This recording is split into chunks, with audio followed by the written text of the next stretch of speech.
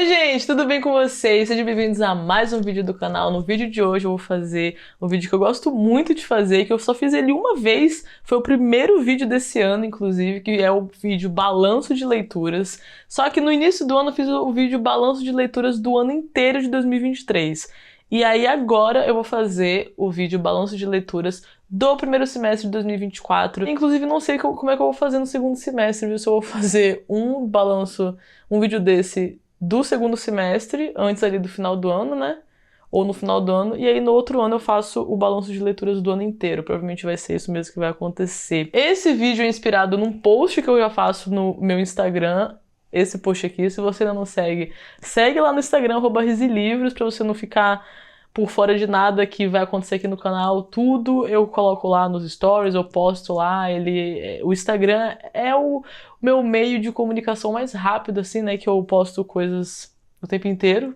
Se você me segue no Instagram, você sabe que eu posto todo dia milhares de coisas. Então, se você quiser saber de tudo que vai acontecer aqui no canal, de qualquer coisa que estiver acontecendo aqui no meu mundinho Risilivros, segue lá no Instagram, que é onde eu tô mais presente mesmo, assim, mais ou menos sempre, né? Aqui no YouTube eu tô presente toda quinta-feira às 16 horas. Mas sem mais delongas, vamos começar esse vídeo então.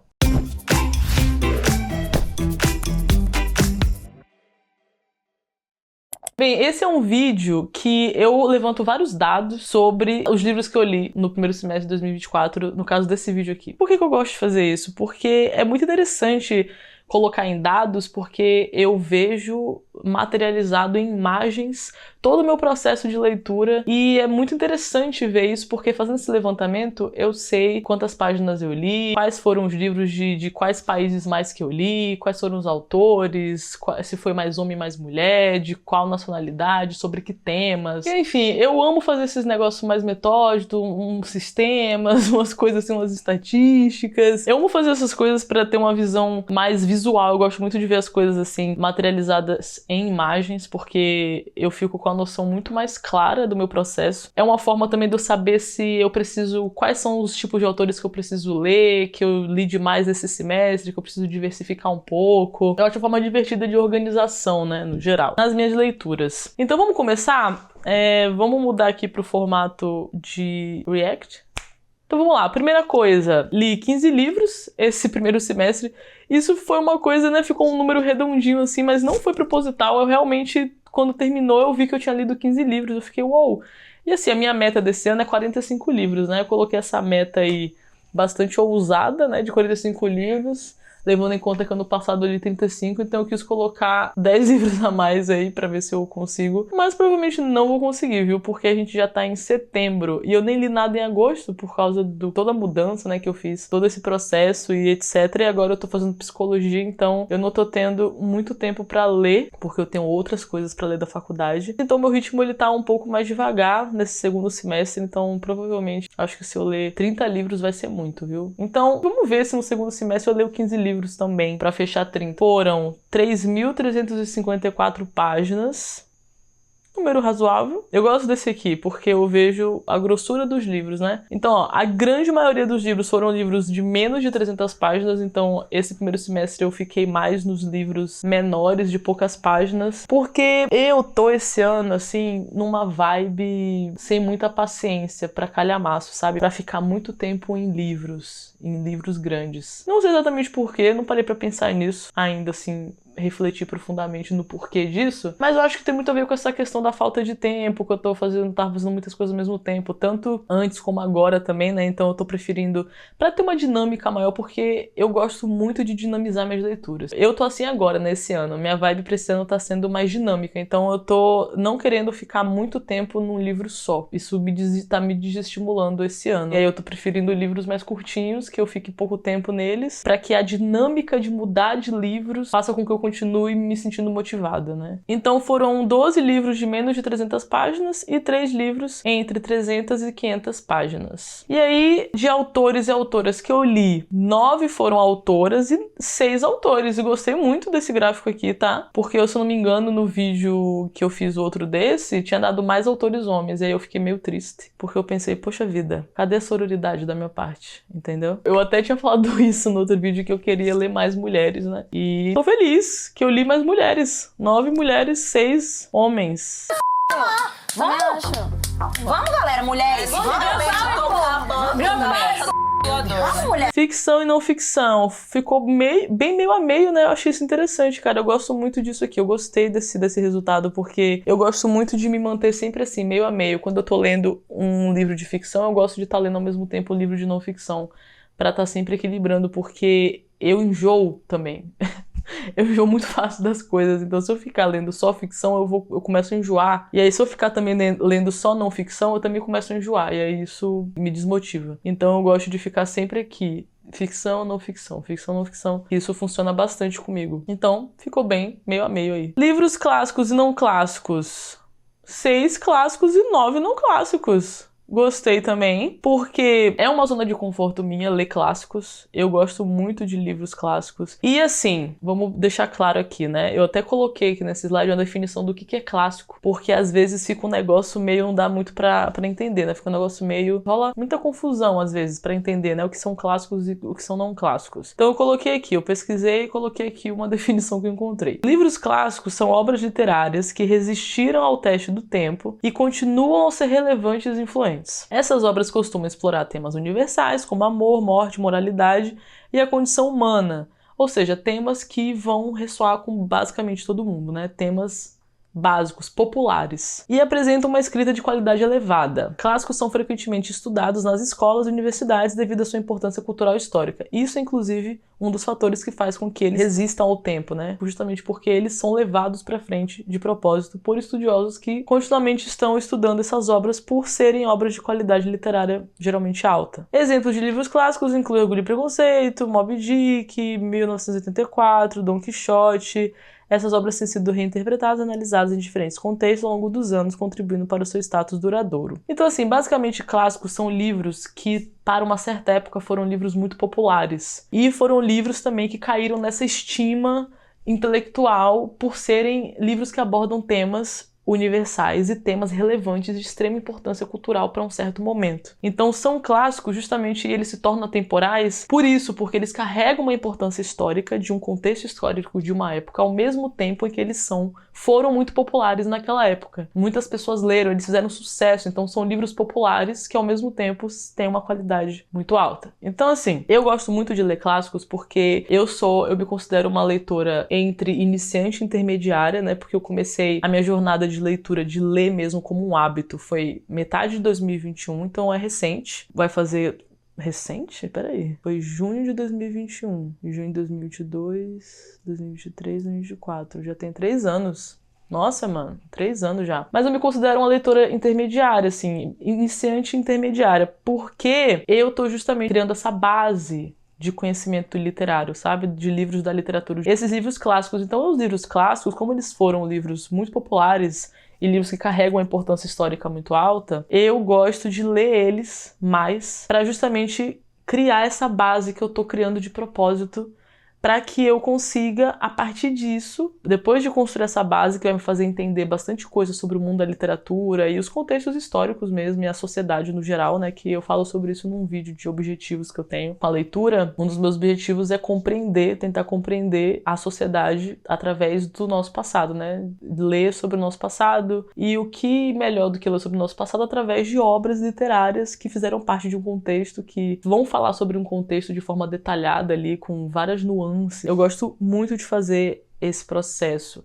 E eu leio muitos clássicos por causa disso. É proposital, né? É justamente para eu conseguir criar essa base forte, esse alicerce, para que quando eu vá avançando mais, eu consiga daí ler livros mais modernos, livros mais contemporâneos, livros mais atuais, assim, lançamentos e tudo mais. Mas ao mesmo tempo, eu sei que também não é uma coisa assim metódica de primeiro eu vou ler só clássicos e depois que eu ler todos os clássicos eu vou ler os contemporâneos. É assim que funciona, né? Eu gosto de fazer as duas coisas ao mesmo tempo e eu tenho inclusive feito um esforço maior para sair da minha zona de conforto, que é ler clássicos que eu amo, e tentar ler mais contemporâneos, ler livros que não têm uma validação coletiva, histórica. Sabe? Porque isso é desconfortável, você lê um livro que você não tem uma base de recomendação tão forte quanto os clássicos, que são livros recomendados por décadas, séculos, né? É um desafio, porque são livros que você vai ler e nem todo mundo vai conhecer e você não tem muita referência. Mas eu tenho me esforçado pra fazer isso, eu gosto muito, tenho gostado muito de fazer isso. Inclusive, um contemporâneo de 2019 que eu li pela Tag Curadoria foi o meu quarto favorito do ano passado, Migrações. Eu amei esse livro, ele é muito atual, fala sobre problemas atuais, ele é muito legal, muito incrível. Então assim, eu tenho gostado e eu tenho tentado ler mais livros contemporâneos. E nesse gráfico aqui mostrou justamente isso. Eu fiquei muito feliz com esse levantamento. Que eu li 9 não clássicos para 6 clássicos. Então,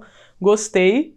Estamos evoluindo aqui, estamos atingindo nossos objetivos. Próximo tópico, períodos. Esse é um tópico que eu gosto muito também, que é pra ver os livros de quais períodos eu li mais. Eu sou muito cadelinha de século XIX. Eu amo livros do século XIX, principalmente os clássicos do século XIX, porque no século XIX a nossa sociedade passou por mudanças muito grandes, muito grandes. Mudanças essas que ecoam muito até hoje, que moldaram o mundo como a gente conhece hoje, né? Muito do que a gente faz hoje, do inconsciente coletivo de hoje, de tudo que a gente acredita e faz e vive, do modo que a gente vive hoje, começou a grande ruptura desse início foi justamente no século XIX. Foi o pré-modernismo, foi ali o romantismo pro modernismo, vindo de um iluminismo, então foram mudanças muito radicais que a gente passou, muitas coisas novas, muitas coisas que mudaram completamente, assim, a nossa visão de tudo. E eu acho incrível o século XIX por causa disso, sabe? Eu tenho muito interesse no século XIX. Então, aqui, de século XIX, só entrou 2 livros,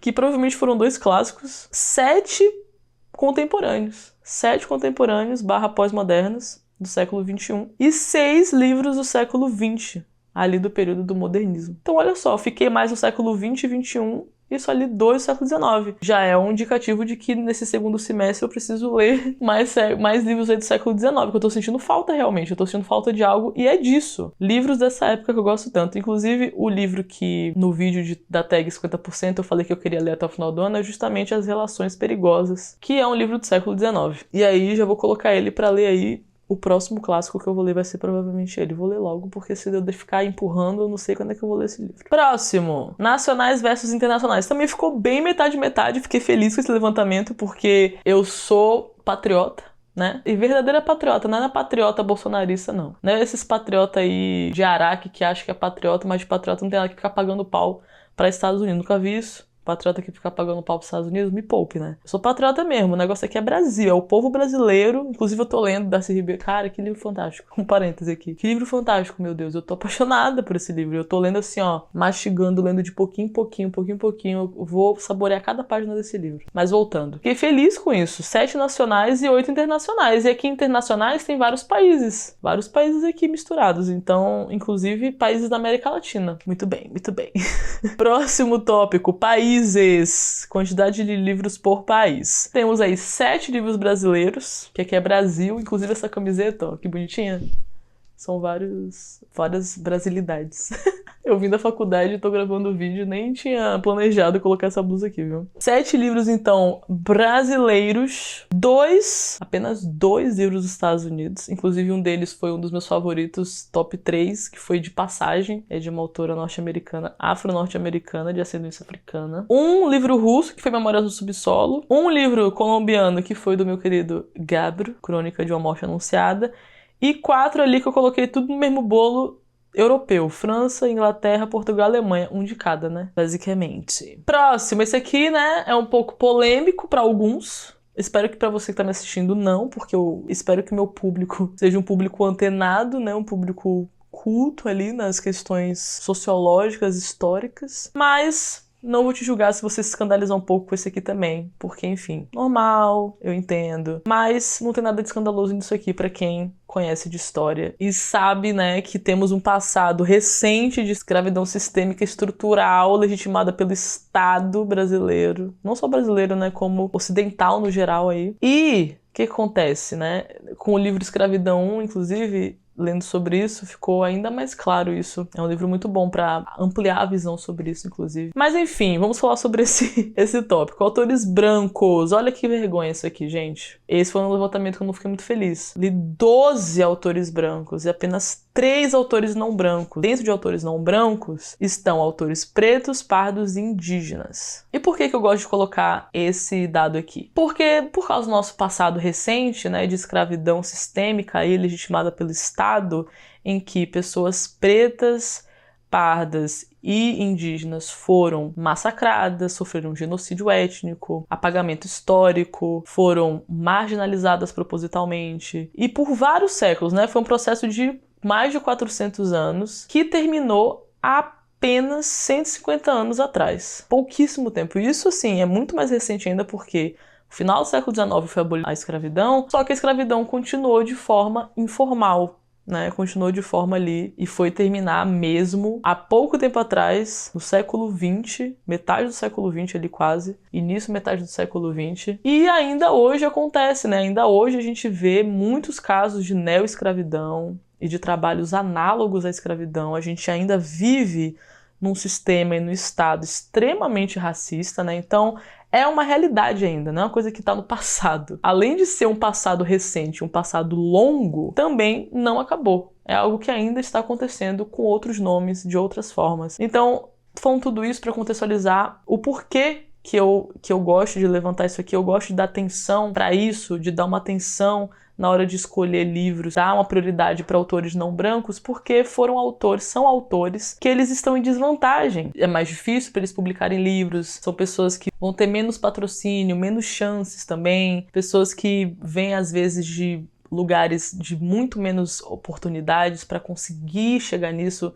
Vai ser um grupo que vai ter menos privilégios, que vai fazer com que seja possível a pessoa viver de leitura, viver de escrita, né? Então é muito mais difícil em vários aspectos. Sem contar na questão de que eu quero ouvir o que essas pessoas têm a dizer. É a questão lá do lugar de fala, que é da gente ouvir que essas pessoas que foram marginalizadas sistematicamente durante séculos, o que elas têm a dizer. Eu quero ouvir o que elas têm a dizer. Elas têm uma perspectiva, um ponto de vista único que eu acho que é muito importante que a gente ouça e que a gente estude sobre isso, que a gente saiba, que a gente entenda, né? Para que a gente consiga lutar a favor dessa luta antirracista que é tão importante. Então, enfim, fiquei triste com esse gráfico aqui de autores brancos que eu li a esmagadora maioria, né? Uma vergonha isso aqui, mas fica aí o aprendizado para a próxima. Vamos tentar melhorar isso, tentar priorizar nesse segundo semestre livros de autores não brancos, principalmente ali pretos, pardos e indígenas. E é isso. Próximo tópico. Autores novos, autores já conhecidos. Eu gosto muito desse aqui porque também é uma coisa que eu percebo o quanto que eu fico na minha zona de conforto ou não, né? O quanto que eu preciso sair dela. Mas, ao mesmo tempo, eu gostei que ficou assim meio a meio. E autores novos foi mais do que autores conhecidos. Porque é difícil, né? Poxa vida, às vezes eu tô precisando de um livro que vai ser um livro mais aconchegante, um livro que eu vou ter um pouco mais de certeza que eu vou gostar. Às vezes eu tô num momento que eu preciso de um livro bom,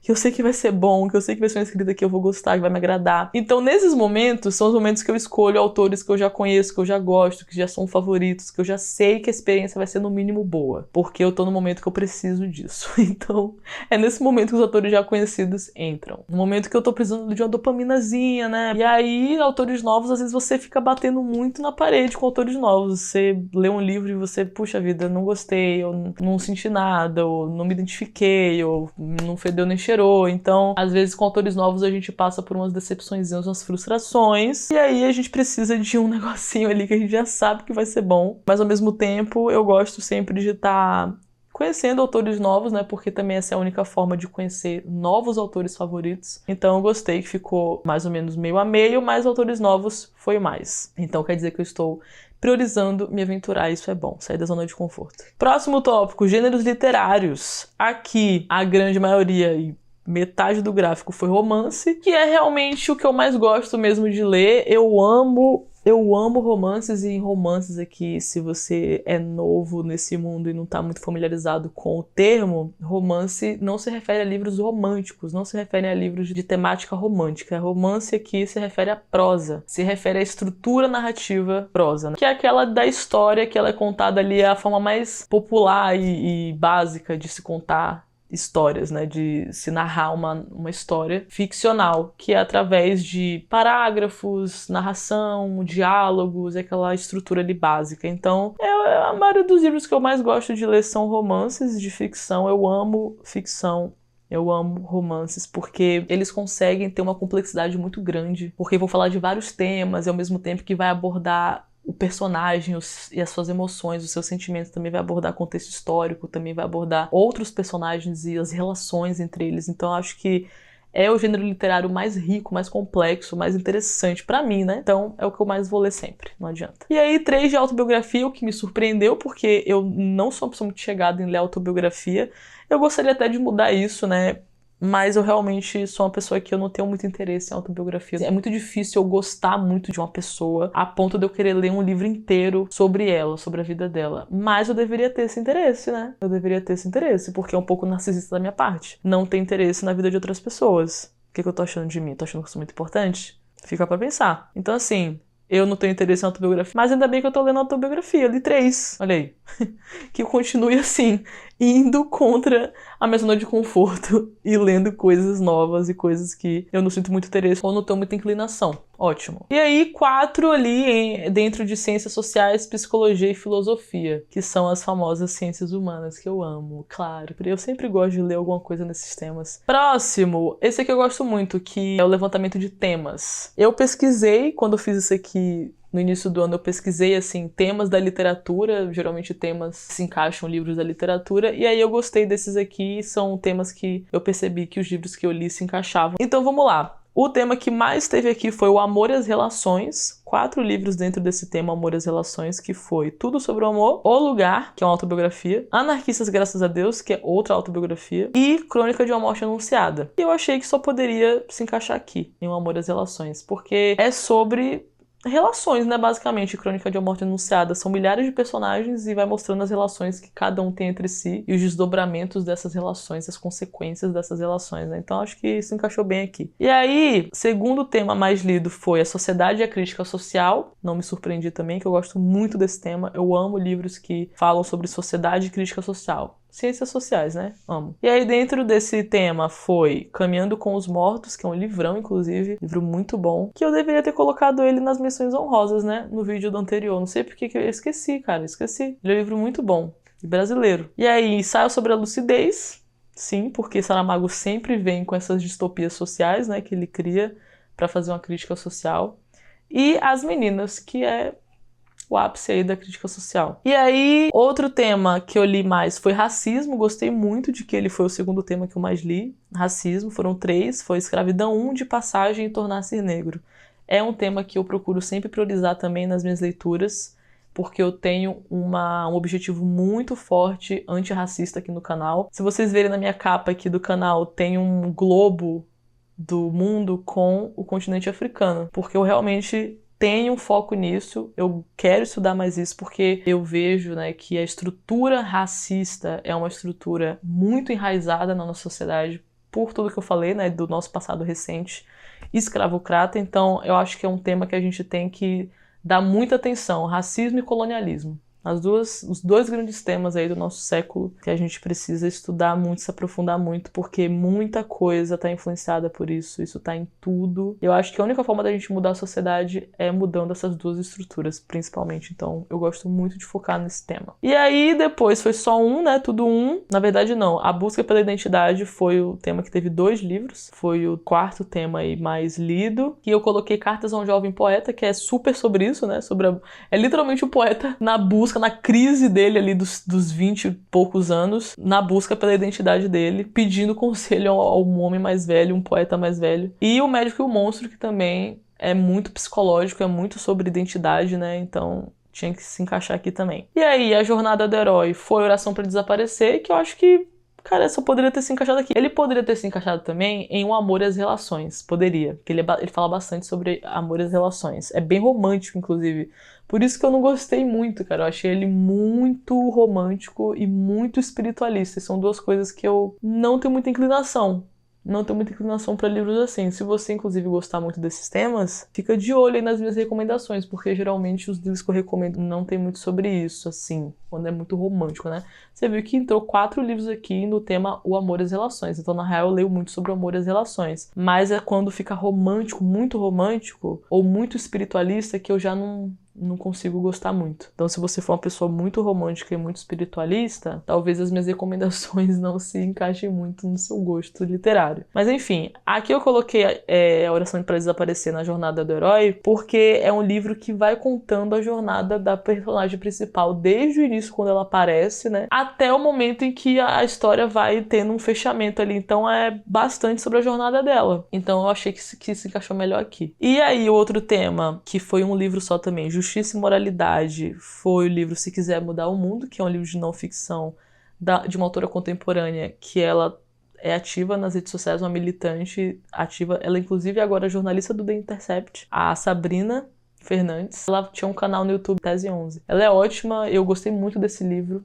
É um livro bem interessante, que ela fala de forma bem prática e didática sobre o ecossocialismo. E é muito atual e muito interessante, um assunto extremamente pertinente aí. E tá dentro aí de Justiça e Moralidade, que tá mais vinculado à política e às ciências sociais e à política, né? Então acho que se encaixou bem aqui. E aí, outro livro que se encaixou aqui no tema um só foi Busca de Significado, que eu coloquei Memórias do Subsolo, porque eu acho que se encaixou bem nisso também. É um livro que fala muito sobre uma pessoa, um homem ali que tá em busca, poderia se encaixar também na busca pela identidade. Mas eu acho que como ele tem um apelo mais filosófico, é muito filosófico, eu acho que ele se encaixou mais aqui na busca pelo significado. Mas também poderia se encaixar em busca pela identidade, mas eu acho que pelo significado é mais específico do tema do livro. Próximo tópico, e último desse tipo aqui dos gráficos. Quantidade de estrelas. Realmente, os 5 estrelas são livros que eu julgo de qualidade muito alta. Então, quando é 5 estrelas assim, a estrela normal, são livros que eu acho que é um livro de qualidade alta, é um livro coerente, é um livro que ele é muito bom, meu critério, né, minha avaliação. Os livros favoritos já é uma coisa mais pessoal. É um livro que eu acho que ele é 5 estrelas, mas nem sempre, viu? Nem sempre pode ser que ele seja um livro 5 estrelas, mas é um livro, geralmente 5 estrelas, que eu acho que ele, no mínimo, é um livro de altíssima qualidade. Mas, para além disso, é um livro que eu me identifico muito a nível pessoal. Então, isso faz um livro ser favorito pra mim. Quando é 4 estrelas, é que eu acho que faltou algo. Quando é 4 estrelas, é que eu acho que ele até foi bom, ainda vale a pena ler pra mim. Mas faltou alguma coisa, assim. Eu achei que ele não é tão bom a ponto de eu dar 5 estrelas. Porque 5 estrelas é, tipo assim, muito bom. E 3 estrelas é quando eu já acho insuficiente. Quando eu já acho que ele já começa a ficar meio indo pro ruim mesmo. E 2 estrelas é quando eu realmente não recomendo, eu acho ruim. Mas mesmo assim, não é que eu não recomendo. Eu acho que se você quiser ler um livro, independente do que qualquer pessoa fale, você tem que ler o livro. Leia o livro porque você tem interesse, porque no final das contas é a sua jornada literária, a sua jornada de conhecimento que você está construindo na sua própria cabeça, né? A minha cabeça é que eu tô fazendo o meu. Tô lendo os livros que eu gosto, tô lendo os livros que me interessam, mas eu acho que cada um tem que construir a sua jornada aí, porque é muito individual. E os livros que eu vou gostar e que você vai gostar vai ser tudo muito individual também. Então acho que nunca deixe de ler um livro porque alguém falou que não gostou. A menos que seja alguém que você confie muito, que seja uma pessoa que já recomendou vários livros e você sempre gosta das recomendações e se identifica muito mesmo, a ponto de você confiar muito. Aí beleza, eu faço isso com algumas pessoas. Quando eu vejo que a pessoa não gostou, eu fico, então... Se eu já olhei pro livro e tive a impressão ruim, já achava que eu não ia gostar, e quando eu vejo alguém que eu confio falando que não gostou, aí pra mim eu já nem... Mas se eu me interessei e a pessoa que eu confio falar que não gostou, eu vou querer ler mesmo assim, porque no final das contas é eu e eu. Então assim, 9 livros foram livros 5 estrelas, então olha só, a qualidade foi alta das minhas leituras. 9 livros, a grande maioria aí, foram livros de altíssima qualidade, e eu tive essa impressão mesmo, que eu li livros muito bons esse primeiro semestre. Foram... a maioria livros muito bons, que eu fiquei muito satisfeita. Eu tive poucas exceções, poucos livros pra dizer assim, ai, perdi meu tempo, ou livro ruim. Isso é muito bom, né? Porque é sempre bom a gente não perder tempo. Mas olha só 2 favoritos. De 15, só 2 livros foram livros que eu favoritei, que foi As Meninas e O Médico e o Monstro. E aí, 4 livros entraram na classificação 4 estrelas. Que... não chega a ser uma perda de tempo. Desses aqui de 4 estrelas, foram livros que eu gostei de ler, foram leituras agradáveis, mas foram livros que eu senti que faltou algo ali, e eu vou explicar isso agora no próximo tópico, que é pódio piores e melhores. Vamos lá.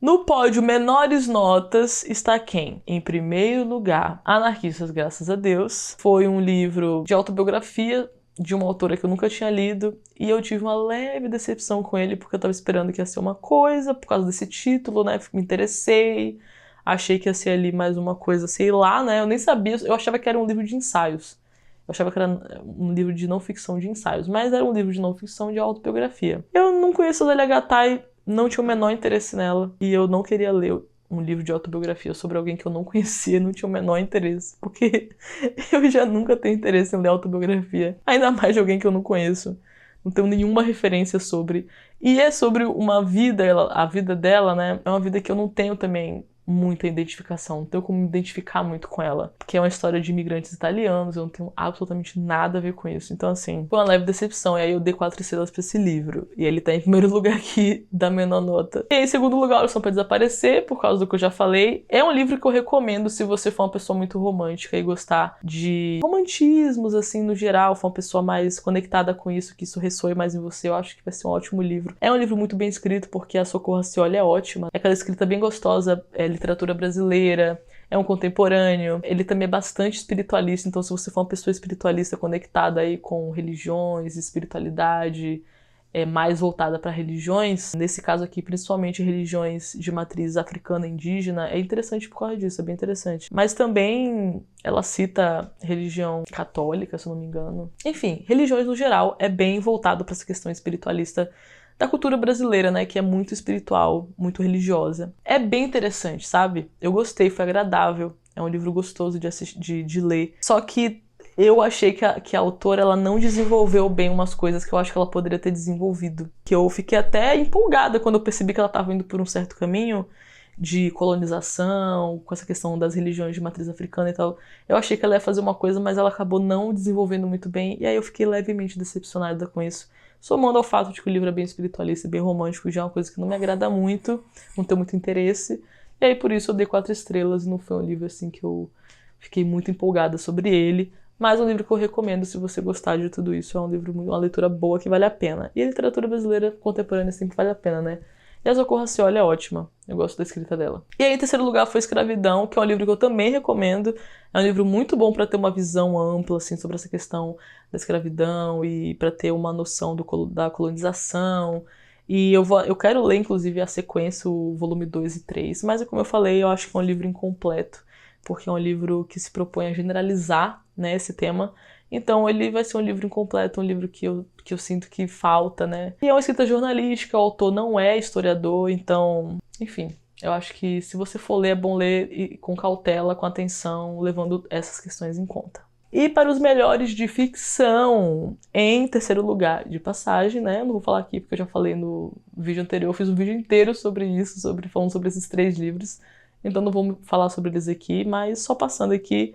Terceiro lugar, De Passagem. Segundo lugar, O Médico e o Monstro. E, em primeiríssimo lugar, As Meninas, claro. Próximo tópico, melhores de não ficção. Em terceiro lugar, Se Quiser Mudar o Mundo, da Sabrina Fernandes. Eu acho que foi um livro muito prático, em que ela deu soluções reais, falou de forma prática, direta, didática, sem enrolação, sem idealismo. Eu achei bem interessante esse livro. É um livro fino, e que, enfim, é muito interessante se você tiver interesse em política e ciências sociais, ecossocialismo, futuro, sustentável, etc. É um livro que eu recomendo muito. Em segundo lugar, Tudo Sobre o Amor, da Bell Hooks, que foi um livro de não ficção que eu li. Foi o segundo que eu li nesse ano, foi o segundo livro que eu li esse ano. Li nas férias.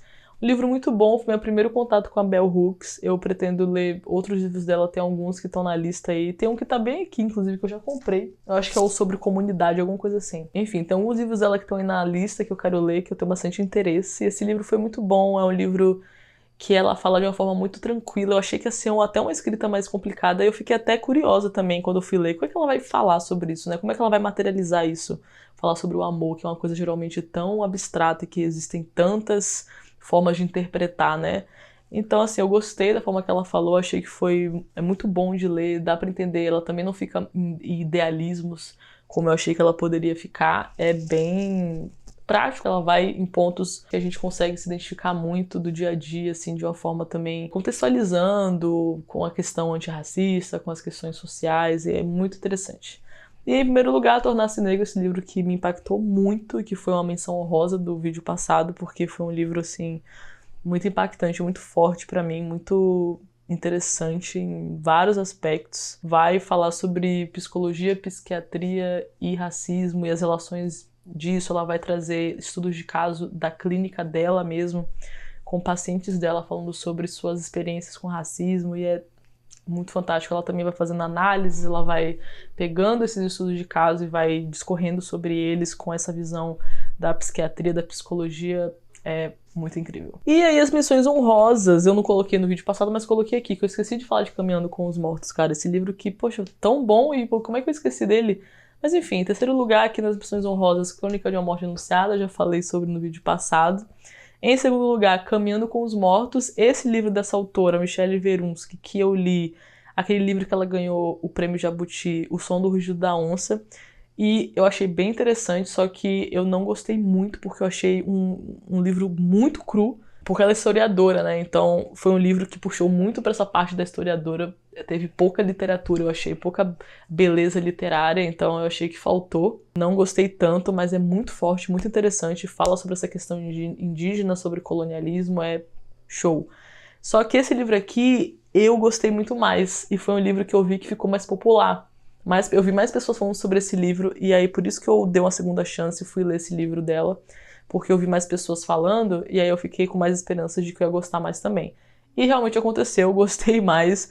É um livro que vai falar sobre o fundamentalismo religioso, ela de novo com essa questão histórica bastante forte, mas ela também aqui vai colocar muito essa questão da literatura brasileira, dessa beleza da literatura brasileira. É muito bom, muito bom.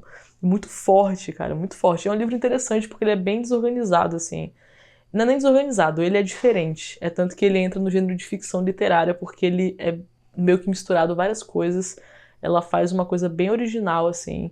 É um pouco complicado de entender no início, mas quando você entende, ele fica fantástico. E aí, por último, mais ou menos importante, sobre os meus autores favoritos, que são os autores... Quais foram os autores favoritos desse semestre que eu li? E aqui tá entre autores conhecidos e novos, né? Mas dessa vez só foram autores conhecidos que entraram aqui, não teve nenhum autor novo favorito que eu conheci nesse semestre que se tornou um favorito. Porque assim, por exemplo, nesse livro O Médico e o Monstro, né, foi um livro que eu favoritei. Mas eu não favoritei o autor, porque às vezes isso acontece de eu favoritar o livro, mas não favoritar o autor, porque eu não achei a escrita tão... Não me identifiquei a tal ponto de querer ler tudo que ele já escreveu. É aqui que tá a questão. Os autores favoritos pra mim são autores que eu considero favoritos, porque despertam em mim a vontade de ler todas as obras que eles já criaram. São aqueles autores que eu fico tão apaixonada por eles, eu me identifico tanto com a escrita, com as coisas que eles trazem, os questionamentos, a forma como eles escrevem, a mente deles, né? A forma... Eu gosto tanto que eu fico com vontade de ler tudo que eles já escreveram na vida. E aí eu sei que é assim que eu sei quando é um autor favorito pra mim. Que é aquele autor que eu sei que qualquer coisa que eu ler dele eu vou gostar. É bem raro de isso acontecer. Então esse semestre não conheci nenhum autor novo, nenhum autor favorito novo, não entrou aqui. Mas eu li então esses 4 que já eram autores favoritos de outros anos que entraram em leituras aqui do primeiro semestre de 2024. Foram eles Fyodor Dostoiévski, meu amado Dostô, com Memórias do Subsolo. Não favoritei o livro, mas ele é um autor favorito. Eu gostei de Memórias do Subsolo porque a questão dos autores favoritos não é que eu vou favoritar tudo que eles já escreveram. São autores que eu vou querer ler tudo que eles já escreveram porque eu sei que eu vou no mínimo gostar. Eu sei que não vai ser um livro que eu vou achar ruim. E Memórias do Subsolo foi um livro que eu dei 5 estrelas, eu gostei muito. Não favoritei, mas gostei muito. E vi ali muito do Dostô que eu tinha lido em Crime e Castigo. A escrita dele é fantástica, é simplesmente genial, velho. É genial. É absurdo, absurdo esse homem. E ele tem uma abordagem muito psicológica. Eu amo que ele é muito psicológico e filosófico ao mesmo tempo. E eu amo essas duas coisas. Eu amo isso. Então, eu amo ele por causa disso. A Lígia com as Meninas, minha queridíssima, a maioral de todas, com o seu romance perfeito, As Meninas, perfeito. Do início ao fim, não tem um defeito aquele livro. Gabriel Garcia Marques, meu querido também, que eu amo esse homem. Esse Crônica de uma Morte Anunciada foi o terceiro livro dele que eu li. Eu quero ler mais, quero ler todos os livros dele. E eu vou ficar assim, lendo um cada ano. Eu não gosto de ficar gastando eles. Apesar que o Dostoiévski dá pra gastar porque ele tem milhares de livros, né, publicados. Mas esses aqui que tem poucos e que eu gosto tanto, eu vou deixar pra ler um a cada ano pra não gastar, porque eu gosto de ter eles como coringas. Que quando eu tô precisando de um livro que eu preciso gostar, eu tiro eles, assim, como uma carta coringa. E José Saramago, com Ensaio sobre a Lucidez. Esse homem que eu também... É o terceiro livro dele que eu leio. E quero ler mais, vou deixar pro ano que vem ler algum outro livro dele. Eu tenho que até pensar qual dele próximo que eu vou ler. Eu acho que vai ser... Eu tenho interesse naquele... O Homem Duplicado. Eu tenho muito interesse nesse nome, porque eu amo qualquer coisa que tenha a ver com paradoxos, dualidade. Eu sinto que esse livro vai falar sobre isso. Então, eu acho que esse vai ser o próximo dele. Ou aquele O Evangelho segundo Jesus Cristo, que também muita gente fala. E eu fico curiosa pra saber o que ele vai falar nesse livro. Então é isso, pessoal. Esse foi o vídeo de hoje, balanço de leituras do primeiro semestre de 2024. Espero que vocês tenham gostado assim como eu. Eu amei fazer esse vídeo, eu amei fazer esse levantamento, eu acho muito divertido. Se você ainda não me segue lá no Instagram, me segue lá, @riselivros. Se você ainda não é inscrito, se inscreve aqui no canal. Clica aqui embaixo, porque vai estar vindo muito vídeo por aí. Curte esse vídeo pra dar aquela ajudinha pra gente. Comenta aqui embaixo qualquer coisa que você quiser, se você gostou, se não gostou, sugestão de vídeo. Qualquer coisa, deixa aí embaixo o seu comentário. E é isso, pessoal. Um beijo pra vocês. Obrigado pelo engajamento, obrigado pela sua presença aqui, obrigado pelo seu apoio. Um beijo no coração e até o próximo vídeo.